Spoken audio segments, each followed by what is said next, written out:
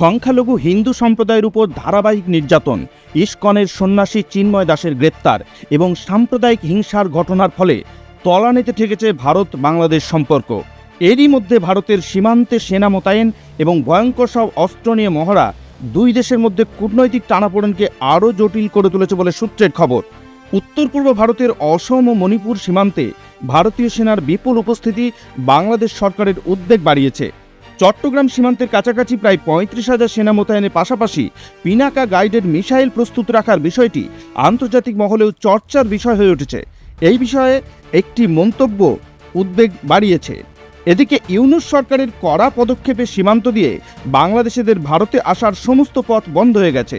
এই অবস্থায় বাংলাদেশের সংখ্যালঘু হিন্দুদের জীবন দিন দিন দুর্বিষহ হয়ে উঠেছে বলে বিভিন্ন প্রতিবেদনে দাবি করা হয়েছে। বাংলাদেশের সরকার সামরিক হস্তক্ষেপের আশঙ্কায় চাপে থাকলেও প্রকাশ্যে তা অস্বীকার করেছে। তবে স্থানীয় সংবাদ মাধ্যম ও সাধারণ মানুষের মধ্যে ভারতের সাম্প্রতিক পাকিস্তান ও মায়ানমার অভিযানের উদাহরণ টেনে সম্ভাব্য সামরিক পদক্ষেপ নিয়ে আলোচনা চলছে।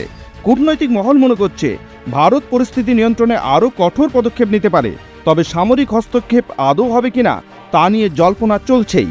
দুই দেশের সম্পর্কের এই তীব্র টানাপোড়েনে দক্ষিণ এশিয়ার স্থিতিশীলতাও প্রশ্নের মুখে পড়েছে। এখন সময়ই বলে দেবে এই উত্তেজনা কিভাবে কমবে।